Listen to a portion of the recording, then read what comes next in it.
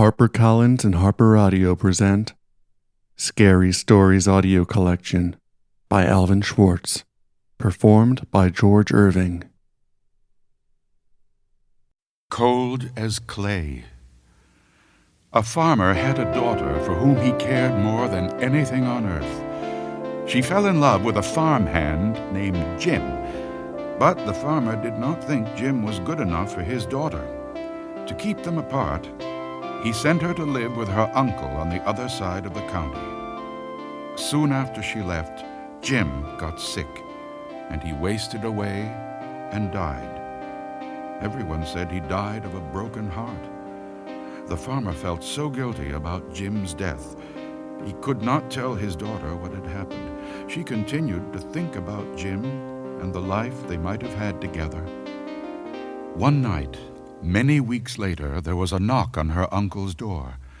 When the girl opened the door, Jim was standing there. "Your father asked me to get you," he said. "I came on his best horse." "Is there anything wrong?" she asked. "I don't know," he said. She packed a few things and they left. She rode behind him, clinging to his waist. Soon he complained of a headache. "It aches something terrible," he told her. She put her hand on his forehead. "Why, you're as cold as clay," she said. "I hope you're not ill." And she wrapped her handkerchief around his head. They traveled so swiftly that in a few hours they reached the farm. The girl quickly dismounted and knocked on the door. Her father was startled to see her. "Didn't you send for me?" she asked. "No, I didn't," he said. She turned to Jim, but he was gone, and so was the horse. They went to the stable to look for them. The horse was there. It was covered with sweat and trembling with fear, but there was no sign of Jim. Terrified, her father told her the truth about Jim's death. Then quickly he went to see Jim's parents. They decided to open his grave. The corpse was in its coffin, but around its head they found the girl's handkerchief.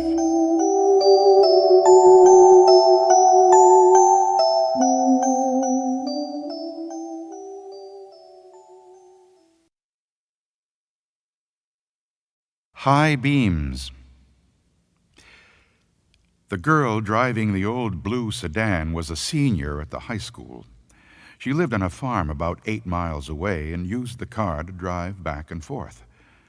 She had driven into town that night to see a basketball game. Now she was on her way home. As she pulled away from the school, she noticed a red pickup truck follow her out of the parking lot. A few minutes later, the truck was still behind her. I guess we're going in the same direction, she thought. She began to watch the truck in her mirror. When she changed her speed, the driver in the truck changed his speed. When she passed the car, so did he. Then he turned on his high beams, flooding her car with light. He left them on for almost a minute. He probably wants to pass me, she thought, but she was becoming uneasy. Usually she drove home over a back road. Not too many people went that way. But when she turned onto that road, so did the truck. "I've got to get away from him," she thought, and she began to drive faster. Then he turned his high beams on again. After a minute, he turned them off. Then he turned them on again and off again. She drove even faster, but the truck driver stayed right behind her. Then he turned his high beams on again. Once more, her car was ablaze with light. "What is he doing?" she wondered. "What does he want?" Then he turned them off again. But a minute later, he had them on again, and he left them on.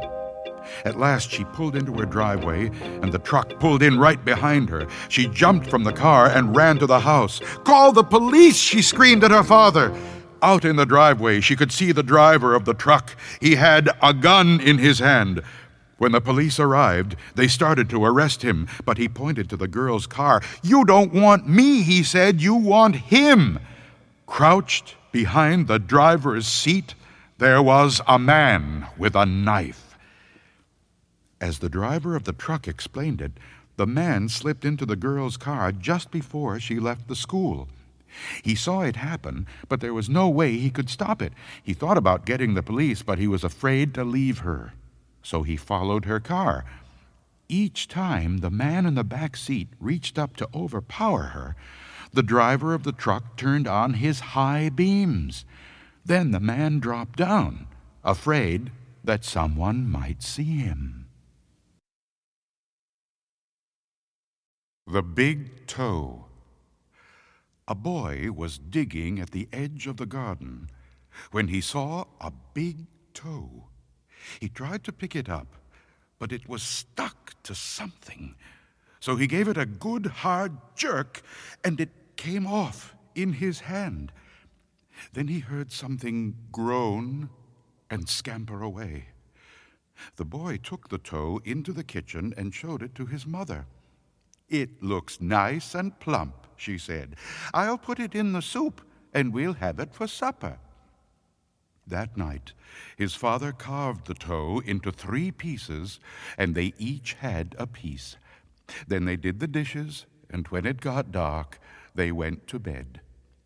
The boy fell asleep almost at once, but in the middle of the night, a sound awakened him. It was something out in the street. It was a voice, and it was calling to him. "Where is my toe?" It groaned. When the boy heard that, he got very scared, but he thought, "It doesn't know where I am. It will never find me." Then he heard the voice once more, only now it was closer. "Where is my toe?" It groaned. The boy pulled the blankets over his head and closed his eyes. "I'll go to sleep," he thought. "When I wake up, it will be gone." But soon he heard the back door open, and again he heard the voice. "Where is my toe?" It groaned. Then the boy heard footsteps move through the kitchen, into the dining room, into the living room, into the front hall. Then slowly they climbed the stairs. Closer and closer they came. Soon they were in the upstairs hall. Now they were outside his door. "Where is my toe?" The voice groaned.